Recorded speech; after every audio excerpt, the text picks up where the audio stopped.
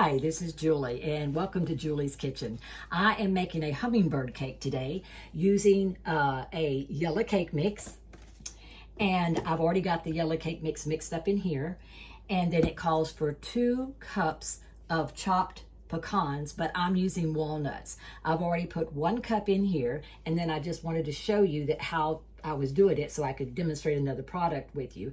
This is our little compact chopper here. The supersonic compact, I guess you might say. So anyway, we're just going to pull it a couple of times and these nuts will be chopped up. See? Okay, I think I did it 5 times.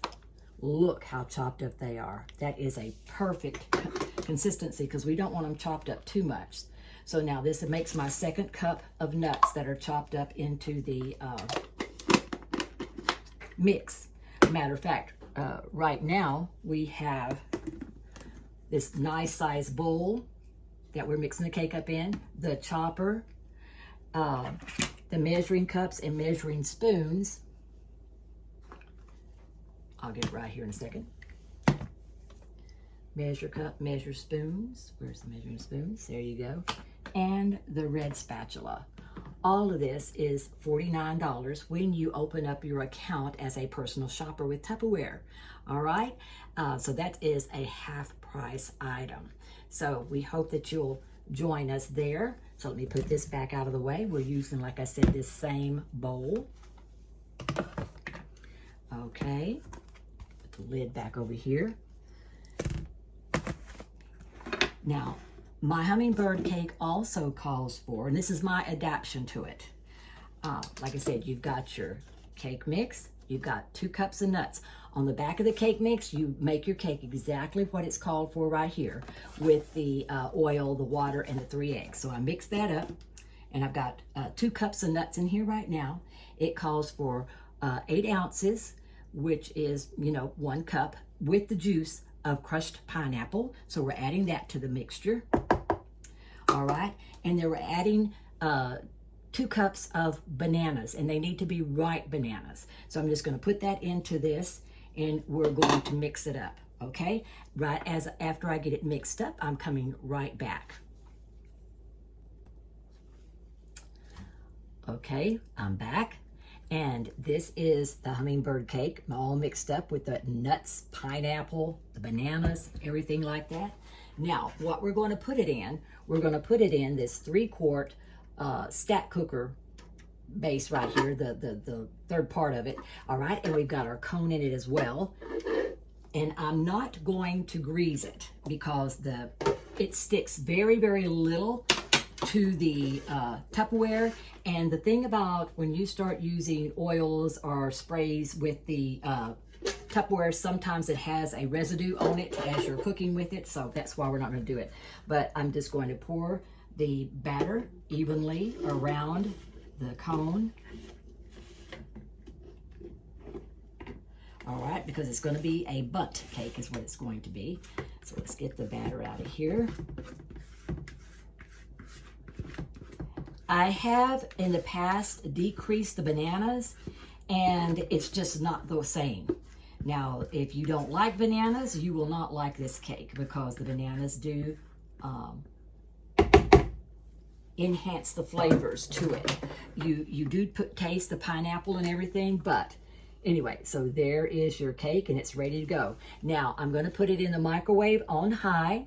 I always cook my cakes on high in the microwave, 15 minutes or less. Usually this cake gets done like in 9 minutes. And it starts pulling away from the sides, and that's how I know. And I always check it halfway between just to make sure. Okay, so I'll be back in a few minutes after we get through cooking it. Okay, now then our hummingbird cake is done. Isn't that beautiful? All right, and it took 10 minutes in the microwave on high. Okay, now what I did is I let it cool for about 25 minutes, and I'm going to turn it over, and we're going to put it on this particular cake pie taker that, whichever one you want to use it for. All right, so bear with me just a minute. We're going to, because what I want to do is let this part be on top. So 1 second, we're going to flip it out, and I'm going to show you how beautiful it is. See, as I flip it out, perfect, perfect, perfect. Bear with me 1 minute here. I'm going to put the, all right, now look at this. Isn't this beautiful? All right, and that is your hummingbird cake. All right, enjoy. Bye-bye. Now that I have my hummingbird cake out, we're going to go ahead, and you don't have to put the icing on it if you like a cake that doesn't have any icing, or the one that we choose is the cream cheese by Duncan Hines, okay? Because I just love Duncan Hines either way, whether it's the icing or the cake. Now, I know I'm using the green spatula. It's just like the red one here, and I've used the green one all through the cooking class, but that's okay. All right, now we're just going to spread the cream cheese, and again, I have cooled it for like 25 minutes or so, because you do not want to put this icing on a hot cake. It will just dissolve all through the cake. All right. This makes it a little bit sweeter. So if you don't like all the sweetness, you wouldn't put this icing on. Of course, this icing is a little bit better than if you have a regular white icing, because it is the cream cheese. And I'm just going to put it around on the top. I'm not going to put it on the sides. So this will give you enough icing later on. If you want to make another cake, you can do that. Okay, we'll sort of peek it up there a little bit. You just have to be careful because the cake is so tender. Okay, now then, let's just give you a last look at it. Okay, and my husband always says it doesn't matter what it looks like as long as it tastes good. All right, bon appetit from Julie's Kitchen. The hummingbird cake, using just a regular cake mix and the other ingredients that I'm going to put on with this video. Thank you. Bye-bye.